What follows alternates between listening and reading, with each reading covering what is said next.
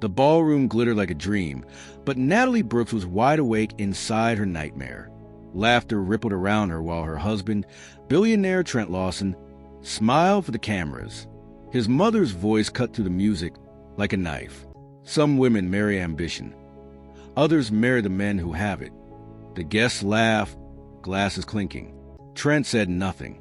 The silence pressed harder than words, louder than applause. Natalie's smile trembled as the orchestra played on. Years of loneliness collapsed into one humiliating moment. In a single glance, she realized the truth. She was married to a man who'd stopped seeing her. If you ever felt invisible beside someone you love, Natalie's story will speak straight to your heart. This is a tale of pride, heartbreak, and the price of silence. Stay until the end to witness how pain can turn into power, and how love can sometimes return when it's almost too late. Don't forget to subscribe for more emotional stories like this video if you believe respect matters more than wealth. Comment your thoughts below and share it with someone who's ever had to walk away to find peace again. Now, let's return to that fateful night in Boston. 15 years earlier in Boston, the orchestra swelled as Natalie adjusted her gown, her hands trembling beneath the shimmer of chandeliers. Around her, powerful men toasted success, their laughter echoing against marble walls.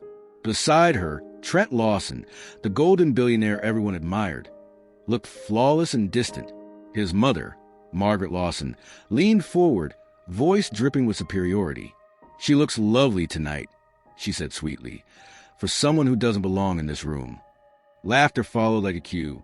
Natalie's chest tightened, but Trent said nothing. That silence sliced deeper than the insult itself. Her heart began to crumble beneath the polished perfection of a life built on appearances. It wasn't the first time Margaret embarrassed her. It was only the first time Natalie stopped defending him. For years, she'd eaten alone at long tables, smiling through cold dinners and lonely nights. Trent had grown addicted to power, the kind that demanded sacrifice, and somehow that sacrifice had always been her. Tonight, it all ended. While cameras flashed, she forced herself to stand still, pretending the tears burning behind her eyes were champagne sparkle. Inside, something quiet snapped. Natalie realized love couldn't live inside fear. When the music softened, she excused herself, walking away before her composure completely shattered. In the restroom mirror, her reflection glimmered, beautiful, composed, and hollow. She touched the diamond necklace he'd bought last month as an apology for another broken promise. Every time he hurt her, he paid for forgiveness. But tonight, no jewel could fix what was gone. Her heart pounded beneath the weight of silence. The door opened. Trent entered quietly, still holding his champagne glass. "Don't let Mother upset you," he said flatly. She stared at him, searching for remorse, and finding none. "You let her humiliate me," she whispered. "It's complicated," he replied. "No," she breathed. "It's cowardice." He sighed, loosening his tie. "You're overreacting, Natalie." She's old-fashioned. She didn't mean it. His calmness scorched more than anger ever could. Natalie blinked back tears. "You watched it happen." He rubbed his temples. "Can we not do this here?" His indifference hollowed her out completely. "You care more about how things look than how I feel," she said, trembling. "I've given you everything, Trent, and somehow it's never enough." He looked away, muttering, "Maybe that's the problem." The word stung like frostbite.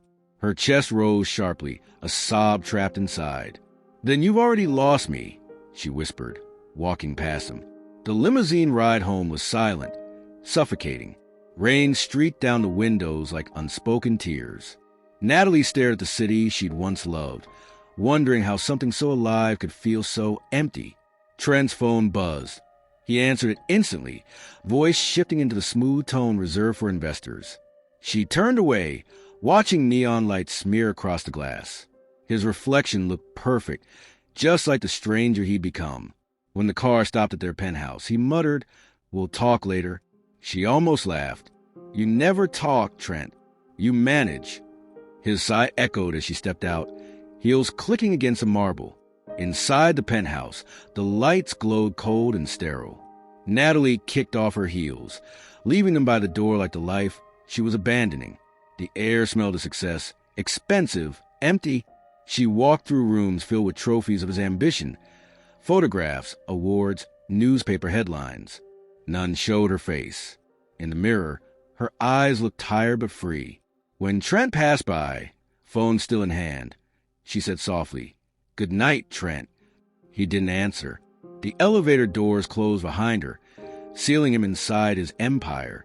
Alone, she finally let herself cry, tears falling not for him, but for who she'd been. Hours later, she sat by the window, city lights glittering below. Her mind replayed every moment he chose business over love. Each memory cut deeper. Anniversaries postponed, dinners forgotten, promises swallowed by work. Somewhere between pride and pain, she found peace. She opened the closet, pulling down a suitcase. Every sound felt heavier than thunder. The ring on her finger glimmered mockingly. "You're overreacting," his voice replayed in her head, colder than marble. She slipped off the ring, placing it on the dresser. "No," she whispered. "I'm surviving." And for the first time, she meant it. Dawn crept over Boston, painting the skyline in silver and sorrow. Natalie zipped her suitcase, hands steady, heart racing. She glanced around the penthouse. Perfect, spotless, unlived. The framed wedding photo caught her eye. She turned it face down. She half expected him to stop her, to say something, anything, but his office door stayed closed. Only silence kept her company. She pressed her hand to her heart, whispered quiet goodbye, and stepped into the hallway. The elevator chimed softly. As the doors closed, her reflection stared back, stronger, lonelier, freer. Outside, a new day waited, indifferent but full of possibility. The morning air was damp, the streets nearly empty. Natalie pulled her coat tighter, the chill seeping into her bones. Her heels tapped rhythmically on the sidewalk, each step a small act of defiance.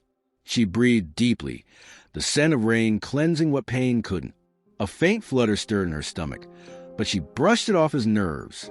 Somewhere inside her, a life had already begun, a truth she didn't yet know. When a taxi stopped beside her, the driver asked, "Heading home?" She smiled faintly, whispering, "Trying to find one." Then she climbed in and never looked back. Hours later, a train rumbled away from Boston, carrying Natalie into gray distance.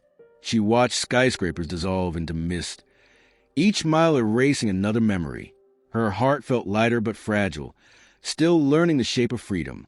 She didn't know then that she carried a piece of Trent, a heartbeat that would one day change everything. She only knew she could finally breathe. Closing her eyes, she whispered, "Never again." Outside, sunlight broke through the clouds, spilling warmth across her face. For the first time in years, Natalie smiled not for appearances, but because pain had finally let her go. 15 years later, in Maple Harbor, 15 years later, morning sunlight filtered through the curtains of a small seaside house in Maple Harbor. Natalie Brooks, now calmer and wiser, brewed coffee while the ocean breeze carried laughter from outside. Her 15-year-old son, Jacob Jake Brooks Lawson, was tinkering with wires and metal parts across the table. "Mom, the new servo works," he exclaimed proudly. Natalie smiled, brushing a curl from her face. "That's my genius." Life was simple now, quiet, unpolished, and finally hers. She glanced toward the calendar pinned to the fridge. Jake's robotics showcase was next week. He was her world, and her greatest secret. Jake had his father's eyes, sharp, calculating, and curious, but he had Natalie's warmth. He didn't know the truth about Trent Lawson. To him, his father had died years ago in an accident Natalie never described. It was easier that way. The town loved Jake for his brilliance and kindness, never suspecting the billionaire blood quietly running through his veins. Natalie often wondered if truth was mercy or betrayal. When Jake spoke about building machines to help people, she saw the best of Trent that success had buried. She told herself the past was dead, but destiny had simply been sleeping. Across the state, Trent Lawson stood in his penthouse office overlooking the Boston skyline. Time had aged him handsomely, but regret had hollowed the spark behind his confidence.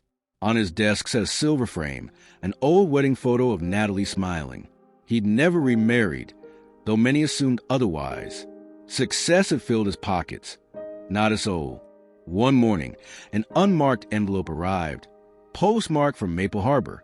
Inside was a single photograph, Natalie and a teenage boy who looked exactly like him.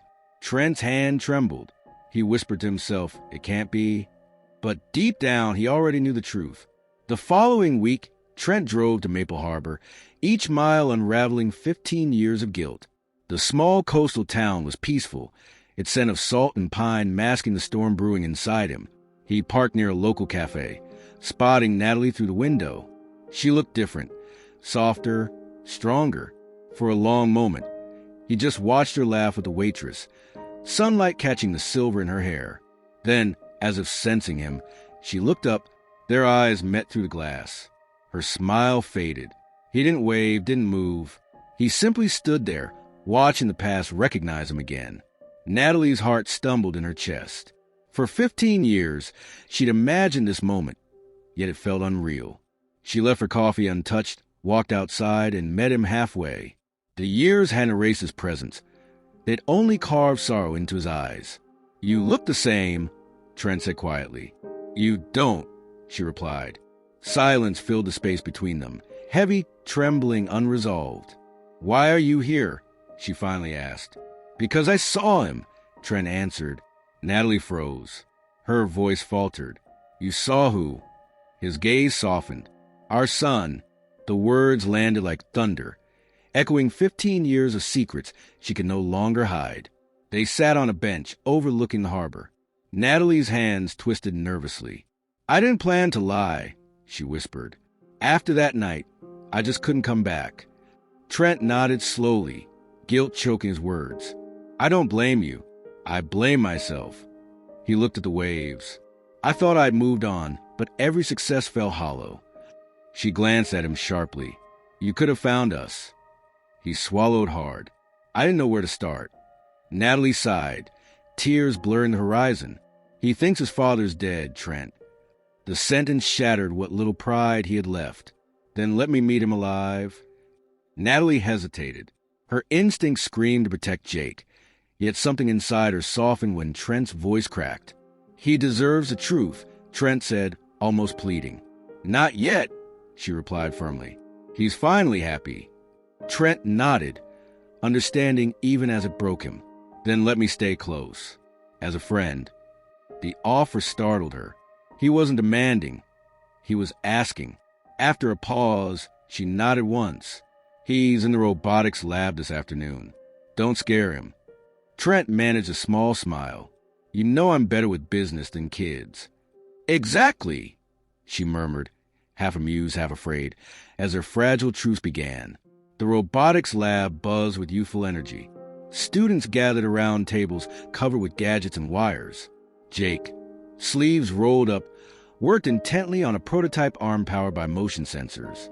When Trent walked in, Jake glanced up, curious. "You're the sponsor from Lawson Enterprises?" "That's me," Trent said with a small nod. Jake extended his hand confidently.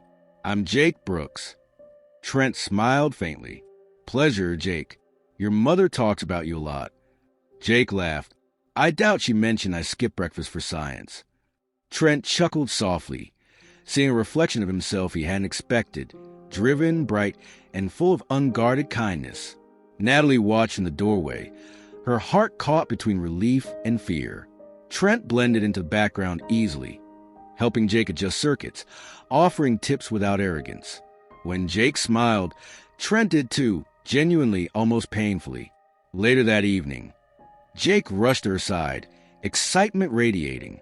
"Mom, Mr. Lawson's brilliant. He taught me a shortcut in coding." Natalie forced a smile. "He's experienced." Jake nodded, unaware of the storm beneath her calm tone. That night, Natalie stood by the window watching Trent's car disappear into the fog. For the first time, she wasn't sure she'd done the right thing by letting him stay. Back in his hotel, Trent sat at the edge of the bed, replaying every word, every glance. He'd spent 15 years pretending success could erase failure. Now, Hearing Jake call Mr. Lawson felt both blessing and punishment. His phone buzzed, Maya Turner, his assistant, asking if he'd attend the board meeting tomorrow. He typed back, not this time. For once, business could wait. He looked out the window toward Maple Harbor's lights twinkling across the bay. Somewhere out there, his son was laughing, unaware his father was finally near and more afraid of the truth than ever before. Later that week in Maple Harbor, days blended into quiet routines. Trent became a regular visitor at the robotics lab, arriving with tools instead of excuses. Natalie watched him from a cautious distance, trying to separate the man he'd been from the one standing before her. Jake adored their new mentor, often talking about him during dinner. "He listens, Mom," Jake said one evening. Most adults just nod. Natalie forced a smile. "That's rare." But later, when Jake left the table, her gaze fell to her trembling hands. Trent was keeping his promise, but his presence was stirring memories she'd spent 15 years trying to bury. One afternoon, Jake burst into the kitchen, holding a letter. "I've been invited to compete at the State Robotics Expo." Natalie's face lit with pride. "Jake, that's incredible." Trent appeared in the doorway, smiling softly. "That's a huge deal, champ." Jake grinned. "You'll both come, right?" Natalie froze. Trent's eyes flicked toward her, silently asking permission. "We'll see," she replied carefully. Jake rolled his eyes. "You mean yes?" When he left, Trent whispered, "Thank you." She looked at him sharply. "For what?" "For not shutting me out completely." Her reply was quiet but honest. "Don't make me regret that, Trent." The morning of the expo arrived bright and cool. Crowds filled the university hall as students displayed inventions beneath banners of innovation. Natalie watched Jake adjust his machine, a prosthetic arm that mimicked human movement. "Nervous?" Trent asked beside her. "He's fine," she said quickly. Jake's presentation drew applause, his intelligence shining through every sentence. When the judges moved on, he rushed to his mother, glowing. "I think I nailed it." Trent clapped his shoulder. "You did more than that." For a fleeting moment, Natalie saw them together, the father he could have been, the family they might have had, before reality pulled her back. Later that evening, after the crowd dispersed, Natalie stood with Trent near the parking lot. "He's remarkable," Trent murmured. "He's yours too," she replied before realizing what she'd said. The words lingered between them like confession. Trent's throat tightened. "You could have told me." "And what then?" she asked softly. "You'd have sent money, not time." He lowered his gaze, the truth wounding him deeper than accusation. "I deserve that," he admitted, "but I want to change that now." Natalie exhaled slowly. "Change takes more than words." "Then let me prove it," he said. "Just don't do it for guilt," she whispered. Over the next few weeks, Trent found reasons to stay longer in Maple Harbor. He helped at the lab, sponsored scholarships, even fixed a leaky roof at Natalie's office. The townspeople admired his generosity, unaware of the deeper story beneath. One afternoon, Jake noticed a scar on Trent's hand. "How'd you get that?" he asked. Trent smiled faintly. "Trying to fix something I broke years ago." Jake laughed. "Did it work?" "Still trying," Trent said, eyes drifting toward Natalie. Later, as they walked home, Jake said quietly, "He's lonely, Mom." Natalie's heart clenched. "Some people learn love too late, sweetheart." That night, Natalie sat on the porch, watching waves crash against the shore. She heard footsteps behind her. "Couldn't sleep?" Trent asked, carrying 2 mugs of tea. She accepted one, surprised. "You still remember how I take it." "I remember everything," he said quietly. The moonlight softened his face, revealing the man she once loved. "You never remarried?" she asked. "No one else ever felt right." She nodded slowly. "Maybe because you never forgave yourself." He looked away, voice thick. "Maybe." For a while, neither spoke. Their silence no longer cruel, just heavy with years neither could undo. Jake joined them briefly, half asleep, rubbing his eyes. "You two still awake?" he mumbled. Trent smiled. "Just talking." Jake yawned. "You talk different when he's around, Mom." Natalie laughed softly. "Go to bed, detective." He trudged inside, leaving them in gentle awkwardness. Trent turned to her. "He's incredible, Natalie." "He's strong," she replied. "He had to be." Trent nodded. "I wish I'd been there." "So do I," she said. The words were neither cruel nor forgiving, just true. The waves filled the silence again. For the first time in years, their shared quiet didn't hurt. It felt almost like peace returning. A few days later, Jake collapsed during gym practice. The school nurse called Natalie in panic. Within minutes, she and Trent rushed into the hospital. Machines beeped rhythmically as Jake lay unconscious. Natalie gripped his hand, whispering prayers through trembling lips. The doctor explained, "He has a congenital heart defect.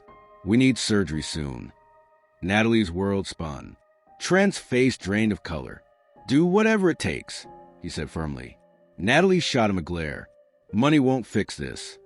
His voice broke. "Then let me stay." Tears blurred her vision as she whispered, "You never stayed when it mattered before." The waiting hours felt endless. Natalie sat curled in a chair, while Trent stood by the window, fists clenched. "You think I don't blame myself," he muttered, "for missing his first steps, his first words?" She didn't answer. The machines beeped steadily, cruel reminders of time slipping. "He's strong," she said finally. "He'll fight." Trent looked at her, voice trembling. "I can't lose him before I even get to know him." Natalie's tears fell freely now. "Then pray, Trent, not for redemption, not for yourself. Pray that he wakes up." And for the first time, he did exactly as she said. Hours later, Jake opened his eyes weakly. "Mom," he whispered. Natalie cried, laughing through her tears. "I'm right here, baby." Trent stepped closer, emotion choking him. "Hey, champ." Jake blinked confused. "Mr. Lawson, why are you here?" Natalie froze, torn between truth and protection. Trent managed a trembling smile. "Because I care." Jake frowned faintly, then nodded, drifting back to sleep. When the doctor returned with cautious optimism, Natalie exhaled relief. Trent touched her shoulder softly. "Thank you for letting me stay." She looked at him, weary but sincere. "Don't thank me yet. Trent, prove you're not leaving this time." The following week at the hospital, morning sunlight spilled through the blinds, painting soft stripes across Jake's hospital bed. He was awake now, joking weakly with the nurses. Natalie sat beside him, exhaustion softened by relief. Trent stood quietly near the doorway, afraid to interrupt the fragile peace. When Jake noticed him, he smiled. "You came again." "Wouldn't miss it," Trent replied. Natalie glanced up, eyes red but grateful. For the first time, there was no anger in her voice. "He needs calm," she said gently. Trent nodded, taking a seat. In that sterile room, silence finally felt like comfort, not distance. Healing had quietly begun. Later that afternoon, the doctor explained that Jake's surgery was a success, but recovery would take time. "He'll need rest and positive company," he said kindly. Natalie promised, clutching her son's hand. When the doctor left, Jake smiled faintly. "Mr. Lawson's been here every day, huh?" "Yes," Natalie replied quietly. "He's been kind." Jake looked thoughtful. "He talks to me like he actually listens." Natalie's throat tightened, touched yet terrified. Across the room, Trent stood watching them, silent, remorseful, present. For once, his staying spoke louder than years of absence. Natalie whispered to herself, "Please, don't let this break again." After discharge, Trent drove him home slowly, afraid of every bump in the road. Natalie watched the ocean roll beside the highway, memories colliding with reality. "You don't have to stay," she said softly. "I know," Trent replied, eyes fixed on the road. "But I want to." Jake slept peacefully in the back seat, his breathing steady. The radio played quietly, a song they danced to at their wedding. Natalie looked out the window, her reflection merging with the coastline. She didn't answer, but her silence no longer meant rejection. It meant she was listening for something real. At home, Trent helped carry Jake inside, careful not to wake him. The small house smelled of salt and rosemary. "You decorated this place beautifully," he said softly. It's lived in, she replied, not displayed. He nodded, remembering their museum-like penthouse. After tucking Jake in, they lingered near the doorway. Thank you for letting me help, Trent said. You don't know thanks for being a father, Natalie answered. Her tone was firm but gentle. He lowered his gaze. Still feels like I'm trespassing. She shook her head. Not if you mean it this time. He whispered, I do. Days passed. Trent visited daily, cooking breakfast, fixing the squeaky porch hinge, learning how to exist in simplicity. Jake thrived under his presence, unaware of the truth connecting them. One evening, he handed Trent a thank you card scrawled in blue ink for everything. Trent swallowed hard. You're welcome, son, he caught himself quickly. Jake. Natalie noticed but said nothing. That night, when Jake slept, she found Trent outside staring at the stars. Almost slipped, didn't you? She teased softly. Every minute, he replied, smiling sadly. It's harder hiding love than earning forgiveness. For once, she didn't disagree. A week later, Jake entered the kitchen, holding a school form. Parent signature required, he said casually. Natalie froze. I'll sign, she offered. It needs both, he replied. Trent looked up, startled. I can... He stopped mid-sentence, unsure. Jake laughed. You're practically family now. Natalie's eyes met Trent's across the table. 1,000 unspoken emotions filled the space. She handed him the pen slowly. Their fingers brushed. The contact felt like memory and forgiveness entwined. After Jake left, Trent whispered, Feels strange signing beside you again. Maybe it's not strange, she said softly. Maybe it's overdue. That evening, Natalie found an envelope on her doorstep. No name, just a corporate seal. Inside was a letter from a rival investor accusing Trent of neglecting Lawson Enterprises for personal distractions. Her pulse quickened. When Trent arrived, she handed it to him. They're watching you. He sighed, already expecting it. The board wants me back. So you'll leave, she said flatly. Not yet, he answered. I won't vanish again, Natalie. She studied him carefully. Promises are easy when hearts are breaking. He stepped closer. Then I'll prove mine when yours is whole. For the first time, she almost believed him. Rumors spread quickly. News outlets speculated about Trent's absence, questioning his leadership. Calls flooded his phone. He ignored them. They'll replace you, Natalie warned one morning. Maybe they should, he replied, handing Jake a sandwich. For once, I'm where I'm needed. Jake laughed. You two sound like divorced superheroes. They exchanged startled smiles. When Jake left for school, Natalie crossed her arms. He's starting to notice. Then I'll tell him soon, Trent said. He deserves truth. And I deserve peace, she added quietly. He nodded, understanding that both mattered equally, and that one might cost the other. One evening, rain tapped softly against a window as Jake rummaged through the cabinet, searching for art supplies. Instead, he found an old photo album buried beneath folded blankets. Between fading pages, one picture stopped him cold. His mother and Mr. Lawson, younger, smiling, arms around each other. On the back, written in Natalie's handwriting, Our First Home. His pulse quickened. When Natalie entered, the photo shook in his trembling hand. Mom, he whispered, why are you with him? Her breath caught. Jake, please, let me explain. Explain what? He shouted, tears welling. That my mentor's the man you've lied about my whole life. Jake stumbled backward, heart pounding.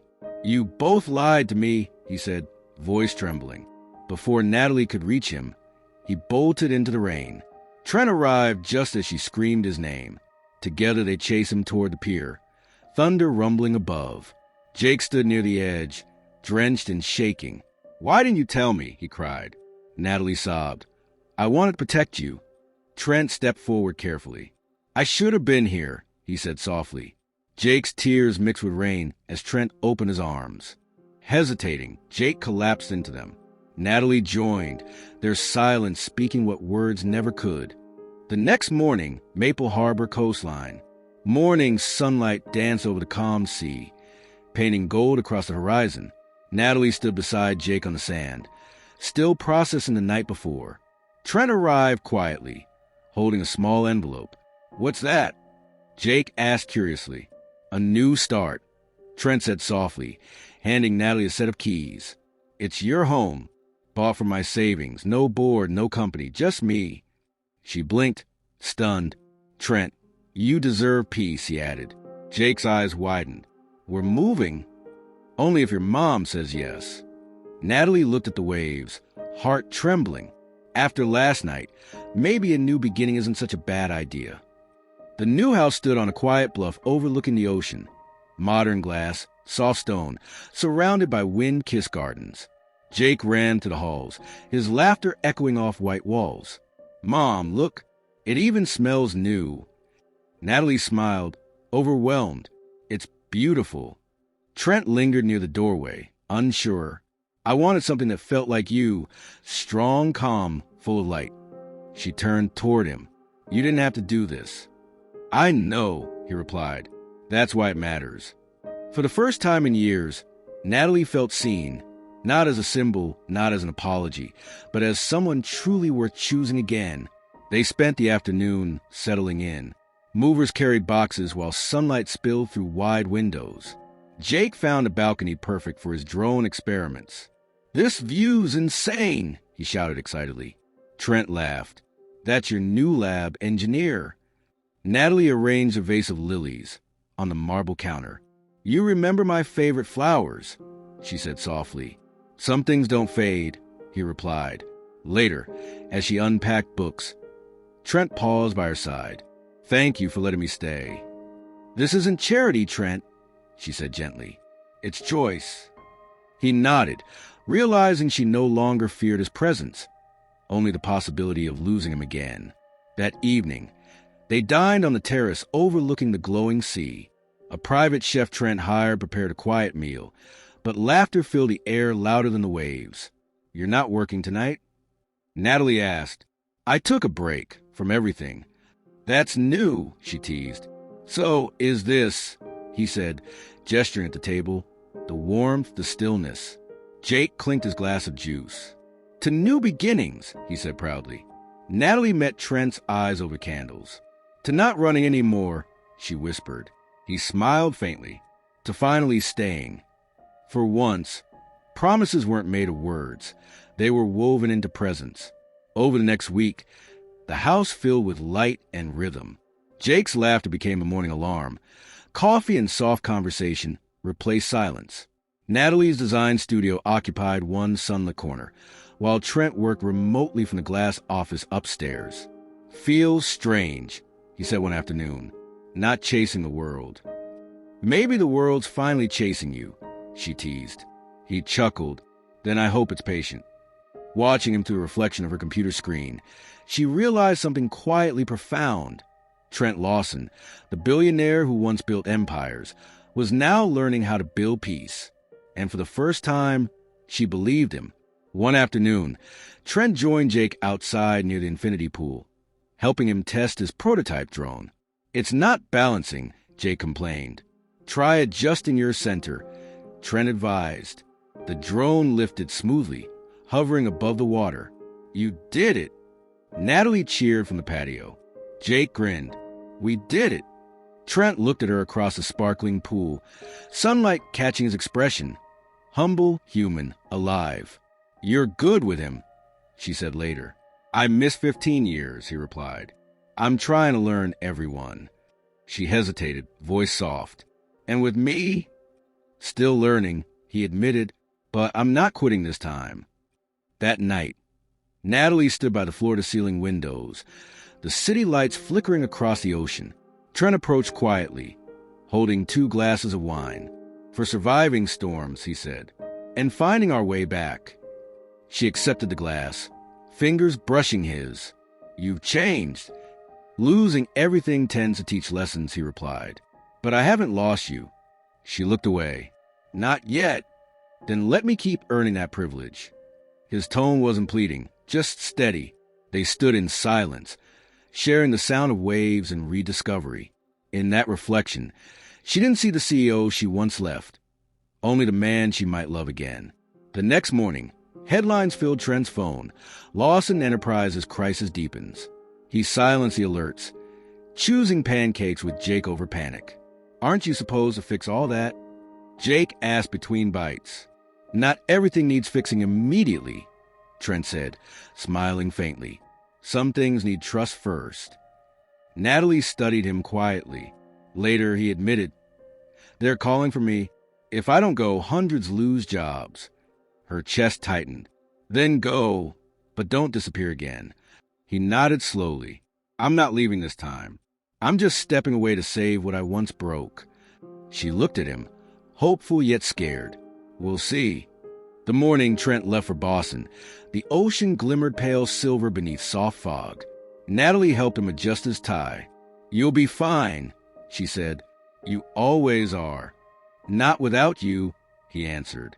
Jake bounded down the stairs, clutching a drawing. "For your desk," he said proudly. Trent smiled, folding it carefully. "My lucky charm." Natalie watched as he kissed Jake's forehead, then hers lightly, a goodbye layered with promise. "We'll be here," she whispered. "Then I'll come home," he vowed. As his car disappeared down the driveway, Natalie exhaled slowly. This time, love wasn't leaving. It was learning endurance. That evening, Natalie scrolled through news coverage of the Lawson press conference. Cameras flashed as Trent faced reporters, confident yet composed. "Lawson Enterprises will rise again," he declared. But this time, not at the expense of what truly matters. The clip ended. Silence lingered. Jake leaned over her shoulder. He sounded like a good guy. She smiled faintly. "He's learning to be one." Outside, waves whispered softly against the rocks. Natalie closed her laptop, letting the stillness wrap around her. Somewhere in Boston, Trent finished his speech, gazing toward the horizon, his voice steady, his heart anchored firmly at home. 1 month later, Boston headquarters. Boston shimmered beneath the morning sun as Trent stepped out his car. The towering Lawson Enterprises building reflected in his sunglasses. The city felt colder now, too polished, too familiar. Reporters called his name, cameras flashing, but his focus was steady. Inside the boardroom, executives whispered, eyes sharp with judgment. "You've been distracted, Trent."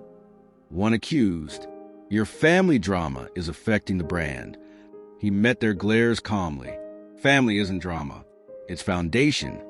Silence followed, tension thick. For the first time in his career, Trent wasn't defending power. He was defending purpose. The room didn't understand yet, but they soon would. The meeting stretched into hours. Charts, numbers, projections. Trent listened, patient and analytical. When they finished, he stood. "Lawson Enterprises will survive, but not through greed," he said firmly. "We'll rebuild with ethics and empathy." Murmurs filled the room. "Idealism doesn't save corporations," the CFO scoffed. "Neither does soulless profit," Trent countered. The board exchanged uncertain glances. Finally, his assistant Maya entered quietly. "Margaret Lawson is here." The room fell silent. Trent's jaw tightened. "Send her in." His mother's heels echoed across the floor, sharp, deliberate. "Still trying to fix your mistakes with emotions?" she sneered. "No, Mother," he said, with honesty. Margaret studied him like a stranger. "You sound like your father. Idealistic, sentimental. That's why he lost everything." "No," Trent said, voice steady. "He lost peace trying to please everyone. And you'll lose the company doing the same." He smiled faintly. "Then I'll lose it with integrity." Her expression hardened. "You gave up the empire we built for a woman who left you." "No, I gave up pretending it was worth more than her." Margaret's eyes flashed. "She ruined you." "No, she saved me." The board watched in silence as decades of control shattered in a single, fearless conversation. The confrontation spread across newsrooms within hours. Lawson So rejects traditional legacy. Commentators argued, investors panicked, but public opinion shifted. People saw sincerity where once there was arrogance. Meanwhile, at the seaside home, Natalie watched the coverage, hand trembling on her coffee cup.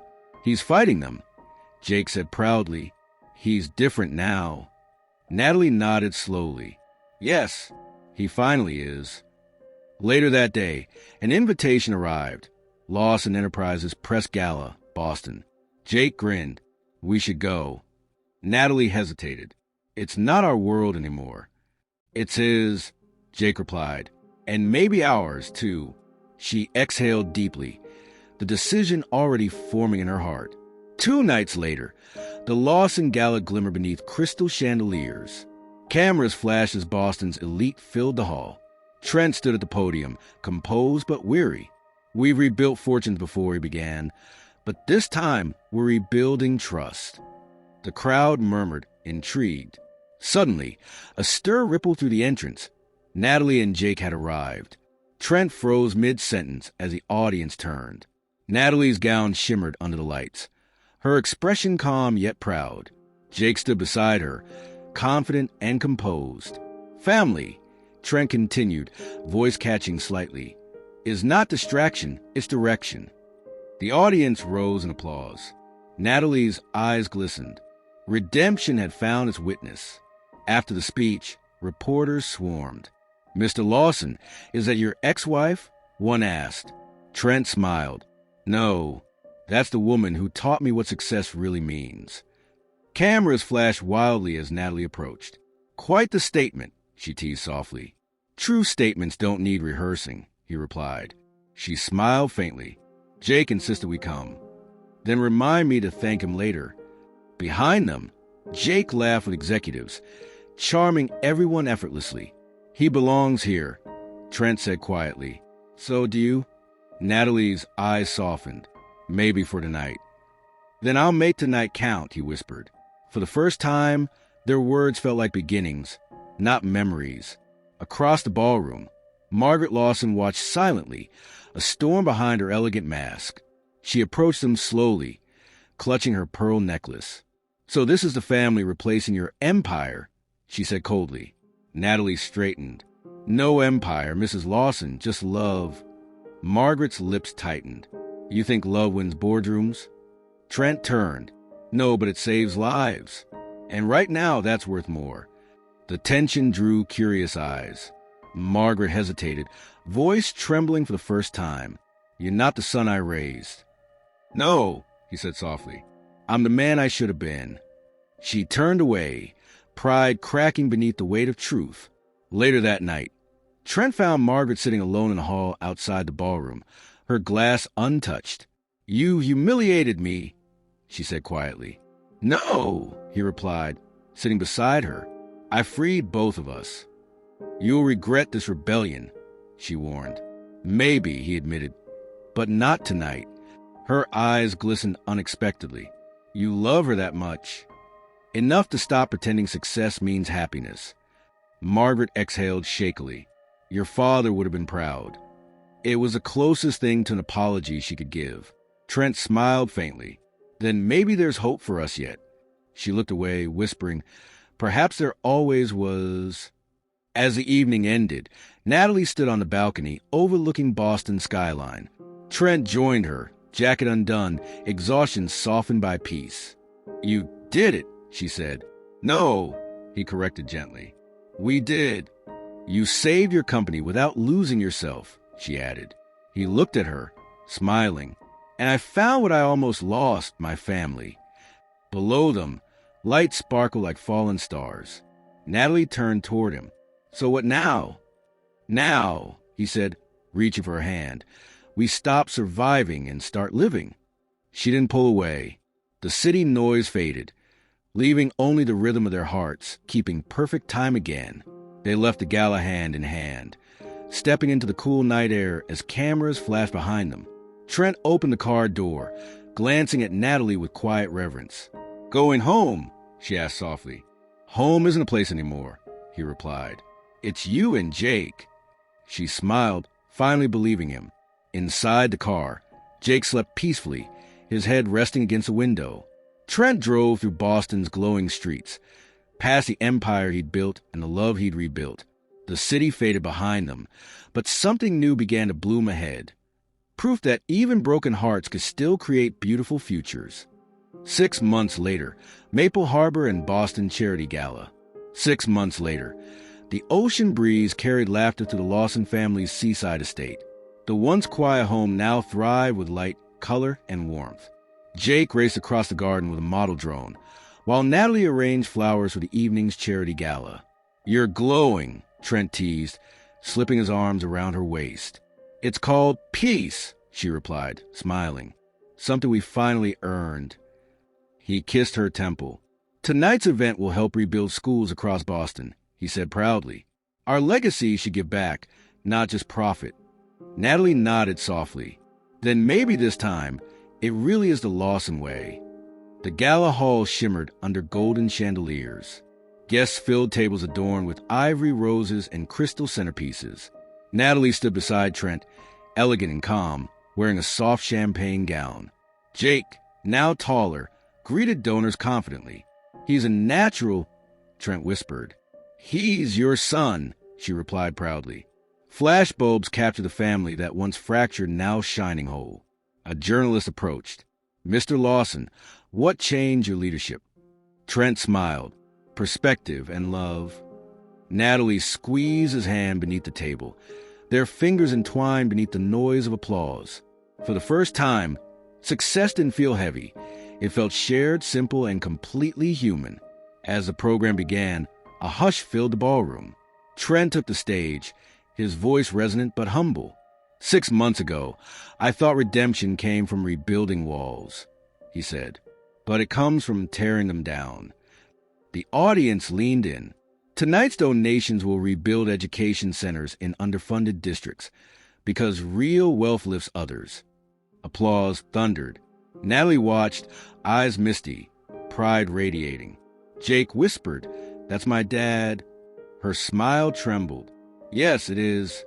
Under the lights, Trent glanced toward them, his heart full. The empire that once cost him love was finally fueled by it instead. When the crowd dispersed for dinner, a familiar figure entered quietly, Margaret Lawson. Her silver hair glistened under the chandeliers, but her posture was fragile. Natalie noticed first. "Trent," she whispered. He turned, breath catching. Margaret approached slowly, clutching a small envelope. "I didn't come for headlines," she said softly. "Only forgiveness." The ballroom seemed to fade as she trembled before them. "You were right," she continued. "Power made me cruel.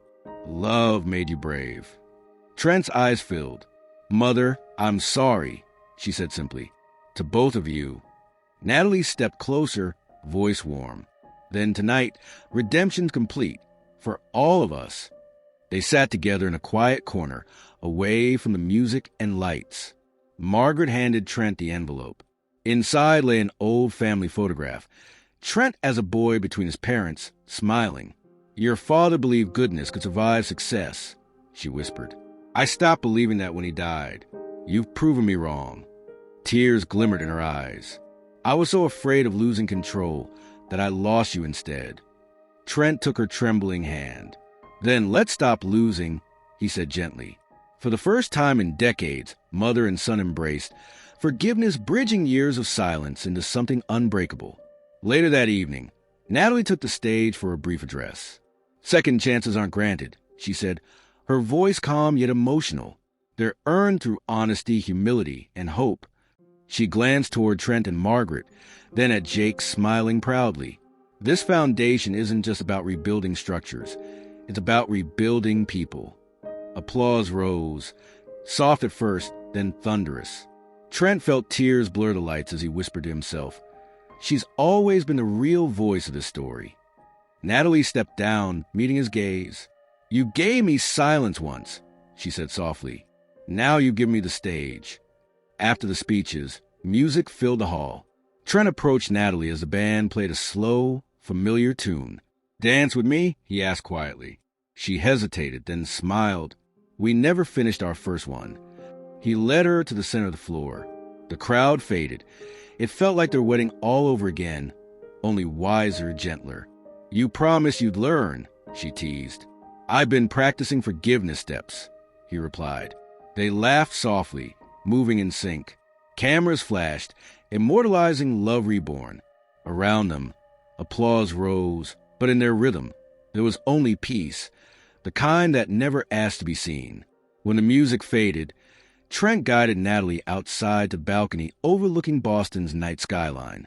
"You know," he said, "this is where it all started. Ambition, pride, everything." She leaned against the railing. "And where it ends," she added.